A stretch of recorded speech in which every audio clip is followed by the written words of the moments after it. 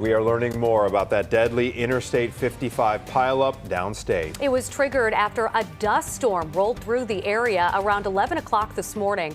And we're joined now by Nathan Cormier, who was stuck in the resulting traffic jam for hours. Nathan, thanks so much for joining us. You're welcome. So explain to us how you navigated around everything that was happening in this area at the time. Lucky. Coming up on the storm, you see it, and you just put your hazard on, slow down, just like the guy in front of me. He saw the truck coming up, and we started going through the storm. He went to the right to avoid the truck. I went to the left to avoid the truck. Cars behind me did not. Wow, so it sounds like you did indeed get lucky. Will you describe the moment that you were coming up on the storm? Was it a situation where the air was clear and you could see the cloud in front of you, or did it just kind of envelop you? It was going from west to east and across the interstate, so we saw it coming.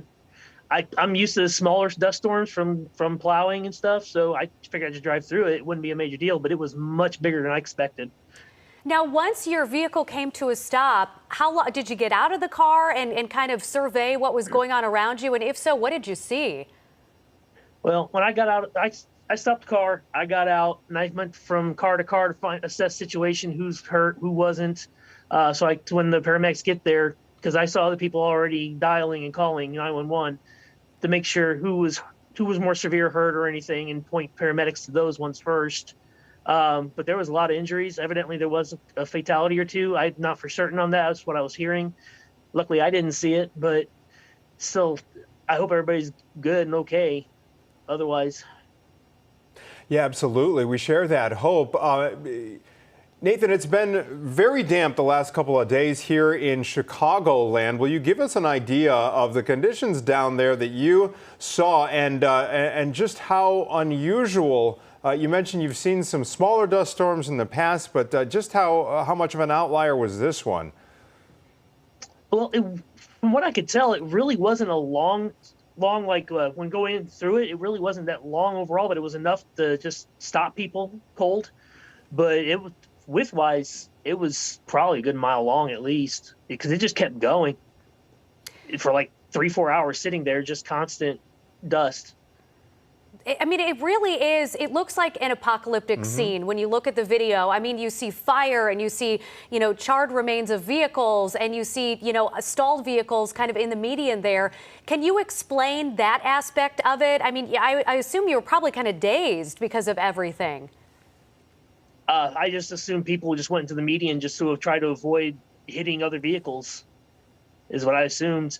Just running around from car to car trying to make sure everybody's okay and checking if anybody's hurt or needs help. Or at one point I saw a small fire and I was like, okay, I'll go. I went to one of the truckers. I knew they'd have an extinguisher. I went to grab it, went towards the fire, and by the time I got there, it was too big for me to even do anything with an extinguisher. So I just resumed going around the car to car. Last question here, and then we'll let you wrap it up for us.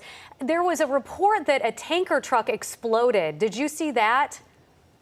I never saw a tanker truck explode. There was one of the fires I saw was a 53-foot trailer truck, and it was on fire from the engine, and it rear-ended into a tanker truck. But the tanker truck was hauling lime, so it was not flammable.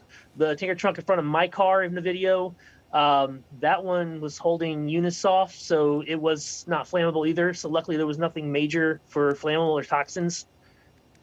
Okay, Nathan Cormier, we're really glad you're okay. Thank you for sharing your images and your story with us. We'll keep our fingers crossed that the news we get down from that part of the state is promising as we continue to learn more about this developing situation. Nathan, thank you for your time, sir.